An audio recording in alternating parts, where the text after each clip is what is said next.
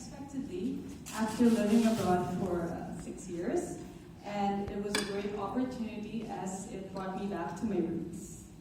So ever since I could remember, I always wanted to do something creative, something in relation to Philippine heritage, and of course, to give back and make the world a better place.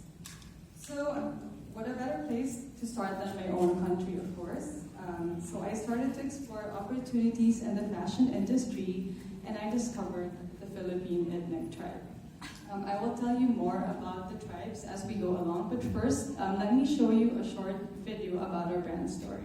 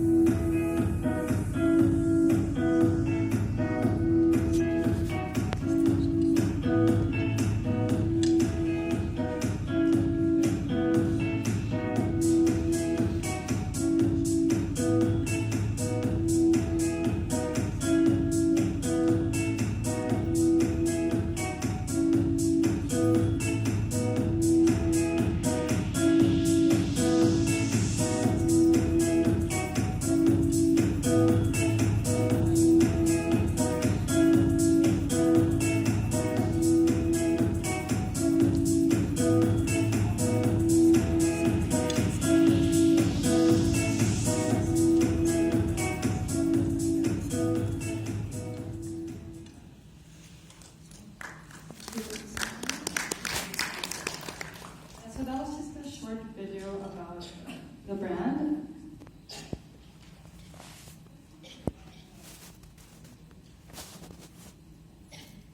Just waiting for the video file. Okay, so there you go. So that's actually the tribe I work with right now. So I accidentally discovered them in northern Maison when I was trying to work with them when they were reviving the natural dyes. And so they're also a minority group living in the mountains of Abra. There you go. So they do weaving and embroidery. So they have the goddess of weaving, which introduces them through dreams, the weaving patterns as well as embroidery style called kinamay, which is what you will see in our items. A lot of it actually. So now, what is Maison Metisse? So Maison Metisse is actually the French word for a woman of mixed ancestry. So in Filipino we say mestiza, because we're half Spanish, half Filipino, for example. So it's mixed blood. So my brand is actually inspired by this concept. So it expresses the kind of woman a Metisse is, not necessarily by blood, but by her experiences, her life, her choice, how she has evolved into the woman that she is. So it's a woman's story of becoming and finding her authentic self. So this brand is actually an expression of my Philippines, being Metisse myself. It expresses my discoveries, my knowledge, and wisdom gained from childhood, travels, and experiences. So it's actually a young brand with a big heart. So now we will talk about briefly our creative vision for the brand. So we like to celebrate universal cultural heritage combined with Filipino traditions and craftsmanship through a contemporary line of clothing, accessories, and jewelry. So for example, in this photo you will see a mix of Japanese techniques with the embroidery of the tribes that we work with. So we do a lot of these mixtures. So it's not just focusing on Filipino craftsmanship, but also combining it with another cultural heritage. Like in this piece, it's actually the technique of shibori from Japan. And then we also do a more contemporary, modern, sophisticated interpretation of our local weaves and traditions. And the second part is that we want to be an honest, ethical, and handmade brand in the Philippine Islands. Now, we will talk about this in 3 points. and it's people, planet, and profit. And Ms. Salia mentioned briefly about these 3 points. So let me start with people. So when it comes to people, we like to practice fair trade, and we want to break the cycle of poverty. Now, how do we do that? We have to empower children and give them a better future. And to do that, we need to give income and opportunity to their parents in order to improve everybody's chances with a better life. Because as I spoke with the tribes, they were also telling me that fair trade is not really being practiced well. They've had experience with other designers, other manufacturers, or people who visit them, and they look at them as money-making machines. Like, just weave this in one day, weave 50 items in 2 days. And they also get paid very low. So actually, instead of breaking the cycle of poverty, it makes it worse. So these are some of the issues that I encountered when I visit them, which is about every month, every 2 months, because I like to also see their working conditions. And most of them also have problems, for example, with consistent electricity. They lose electricity maybe 4 times a week. So we're also trying to provide them with solar panels. So we talked to some people who would like to donate, but we are also, of course, trying to find our own solutions by bringing in some solar panels to them. And also with this, it damages their eyesight. And imagine weaving and doing the embroidery without all of that. It's really not good for them. So that's one thing that we want to do. And another important thing is that we let them price the items. We do not impose and say 50 pesos for this. We would like for them to tell us the prices that they are comfortable with, that they think is worth their time and effort, which I think is, again, giving them better opportunity and better pay. So that is one important part. And the second part is we give credit to them. We would like to show respect to their cultural heritage. So a lot of people, they use a lot of the fabrics, but they don't really work with the communities, and they also do not take the time to know the people and the tradition and the meaning behind all of these fabrics. Like, for example, I work with their embroidery. So I really made sure that I knew what the embroidery meant. I knew about their goddess, Pinanin, who would show up in their dreams. I think it's very important that if you borrow from a tribe or a local community, that you give respect and not claim it as your own. Because for example,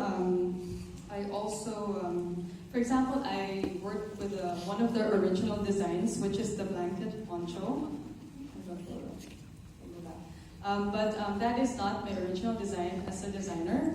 But what I do is I just choose the colors and the color combinations, but every time customers come to me, I always make sure that they know that it is a design that I borrowed and it's not mine. So that, I think, is important, because I really see a lot of designers who do not practice giving credit to these tribes, and they very much deserve it. So that is the part for the people.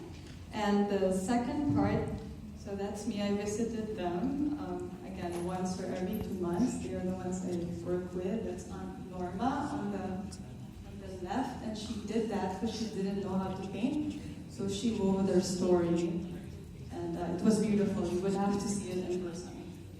Okay. Yeah, so that's the blanket poncho I was talking about, that I borrowed the design, but I would curate the color combinations and the embroidery. But that's originally from the tribe. So for planet, now we also try to minimize waste and harm to Mother Earth. So we work a lot with natural dyes for sustainable packaging as well. We do not use cardboard boxes, plastics. We also work with weavers who weave these baskets or boxes, so that when you buy our shoes, instead of throwing the boxes, you can reuse it to store your shoes, for traveling, or for other things. And we use pouches because, again, it's reusable. We do our best. It's really hard to be 100% sustainable, but we do our best slowly to minimize. Even for our hang tags, we ask our customers if they do not need it so we can reuse it. as much as possible. And so that is for the sustainability. And again, it's not just literally sustainable resources, it's also your practices as a business to minimize waste and try to find better alternatives. So we use sustainable fabrics. We work with the bagasse sugarcane fabric with the company Kanya. So they produce the fabric mixed with cotton and abaca, and we use that. We also work with local artisans to make the shoes. Like you see the espadrilles. And as for the jewelry, we use upcycled seashells. We do not harvest from the ocean. We actually use the wastage from the companies who produce like these shell bags, the Minaudière Scotch bags. So whatever they throw, instead of it going to waste, we try to find a better use for it. So therefore, we use that. So it's also about sustaining traditions. Because some people, they say, oh, you would work in the shell industry, but we also have to think from the beginning that this is a livelihood too. So you just have to find a better way, a more effective way of using wastage, not really harvesting shells, and then add it to the livelihood that they've been used to for many, many years. I mean, in Cebu, it's pretty much their craftsmanship to work with shells. We just have to do it ethically. And of course, profit, because it allows our company to sustain our vision consistently and for long term. I mean, it doesn't mean we're not going to take donations or sponsorships. Of course, we're open to that, but it gives us more independence and freedom to be able to give our communities, like for example with the fair trade. If we just rely on donations or sponsorships and we do not have our own income, it would be difficult to sustain our vision. And I think that's also another important point.